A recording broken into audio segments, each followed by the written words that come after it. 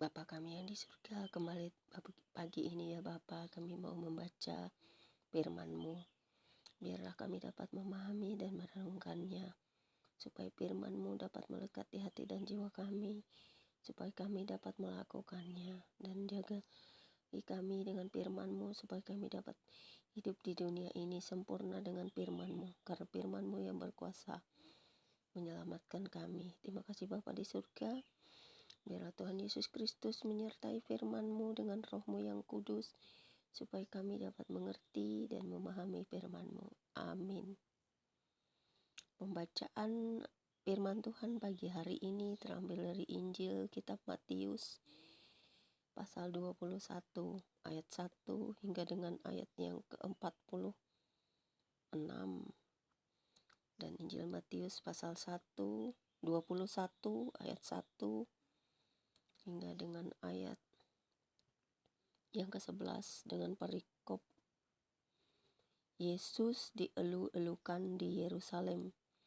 Terdapat juga di kitab Markus pasal 11 ayat 1 sampai 10 dan kitab Lukas pasal 19 ayat 28 sampai 38 dan kitab Yohanes pasal 12 ayat 12 sampai 15 yang berbunyi demikian.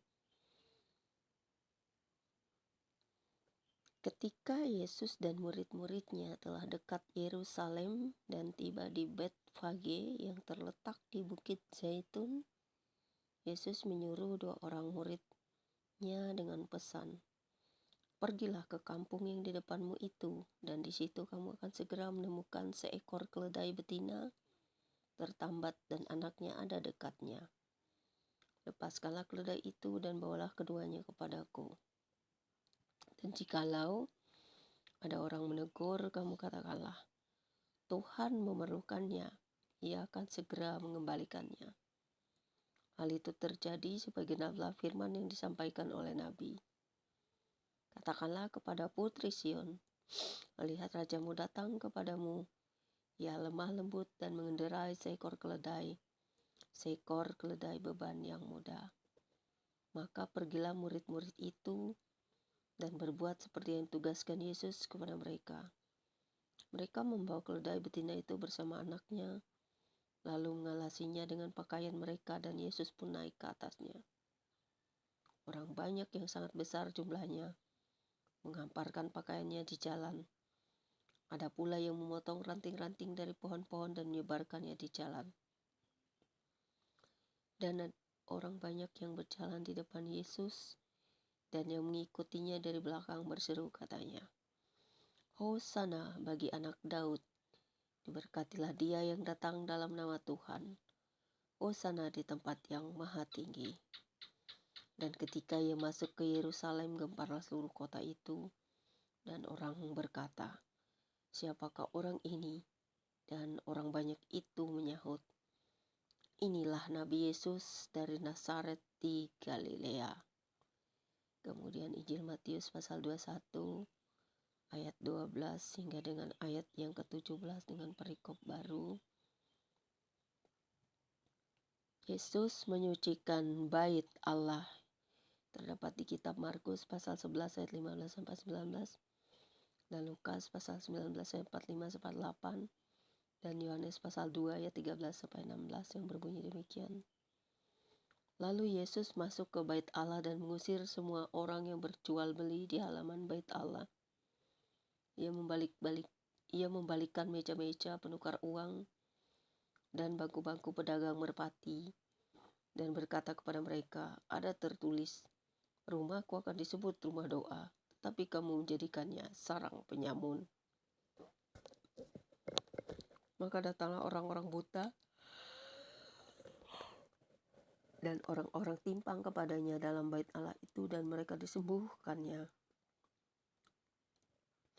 Tetapi ketika imam-imam kepala dan ahli-ahli Taurat melihat mujizat-mujizat yang dibuatnya itu dan anak-anak yang berseru dalam bait Allah, "Hosana bagi anak Daud," hati mereka sangat jengkel, lalu mereka berkata kepadanya, "Engkau dengar apa yang dikatakan anak-anak ini?" Kata Yesus pada mereka, "Aku dengar, belum pernahkah kamu baca Dari mulut bayi-bayi dan anak-anak yang menyusu, Engkau telah menyediakan puji-pujian.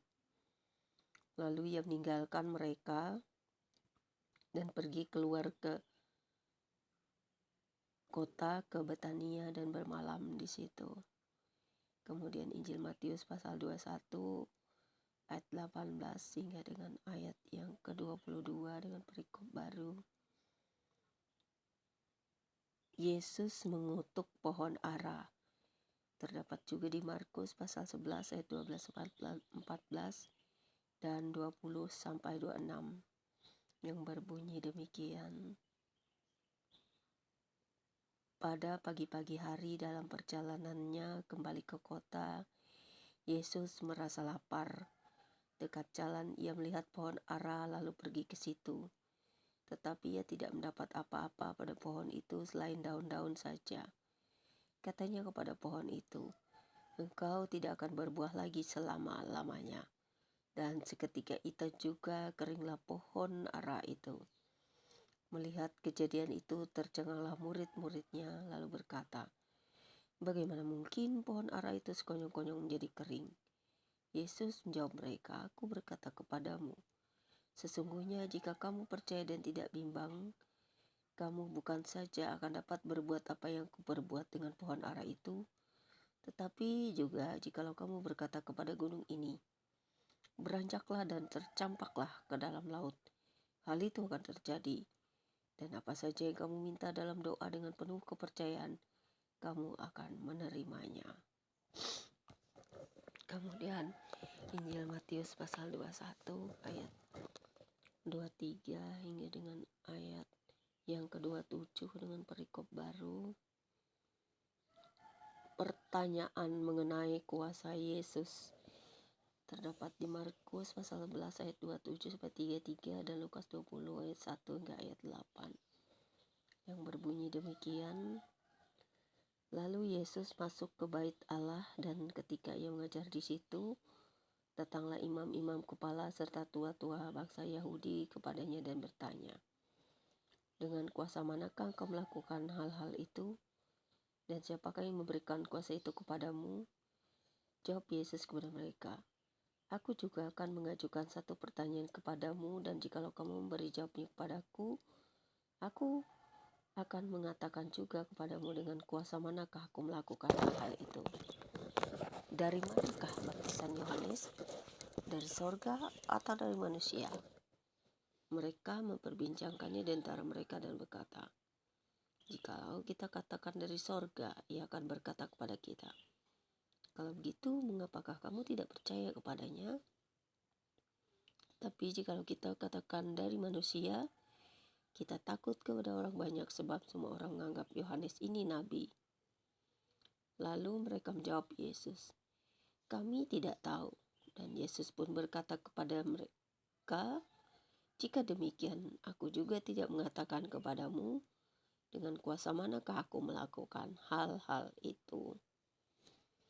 Kemudian Injil Matius pasal 21 ayat 28 hingga dengan ayat yang ke-32 dengan perikop baru. Perumpamaan tentang dua orang anak yang berbunyi demikian, "Tetapi apakah pendapatmu tentang ini? Seorang mempunyai dua anak laki-laki. Ia pergi kepada anak yang sulung dan berkata, 'Anakku, pergi dan bekerjalah hari ini dalam kebun anggur.' Jawab anak itu, 'Baik, Bapa,' tetapi ia tidak pergi. Lalu orang itu pergi kepada anak yang kedua dan berkata demikian juga. Dan anak itu menjawab, 'Aku tidak mau.' Tetapi kemudian ia menyesal lalu pergi juga. Siapakah di antara kedua orang itu yang melakukan kehendak ayahnya?" Jawab mereka, "Yang terakhir."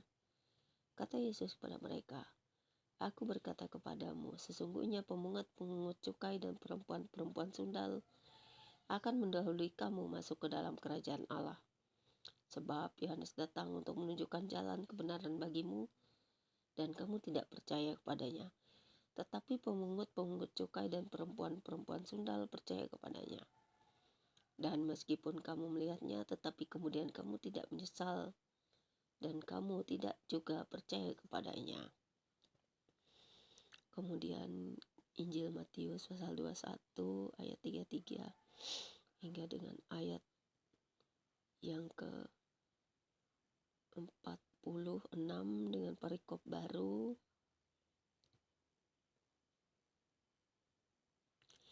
Perumpamaan tentang penggarap-penggarap kebun anggur terdapat juga di kitab Markus pasal 12 ayat 1 sampai 12 dan kitab Lukas pasal 20 ayat 9 sampai 19 yang berbunyi demikian.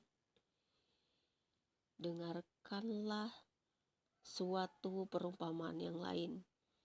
Adalah seorang tuan tanah membuka kebun anggur dan menanam pagar sekelilingnya.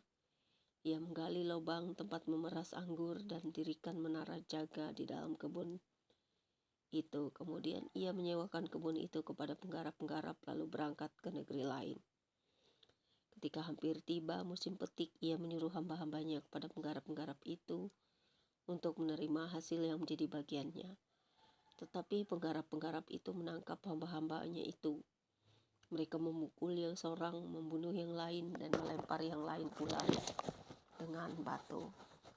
Kemudian Tuhan itu menyuruh pula hamba-hamba yang lain lebih banyak daripada yang semula. Tetapi mereka pun diperlakukan sama seperti kawan-kawan mereka. Akhirnya ia menyuruh anaknya kepada mereka, katanya, "Anakku akan mereka segani." Tetapi ketika penggarap-penggarap itu melihat anaknya itu, mereka berkata seorang kepada yang lain, "Ia adalah ahli waris, mari kita bunuh dia, supaya warisannya menjadi milik kita."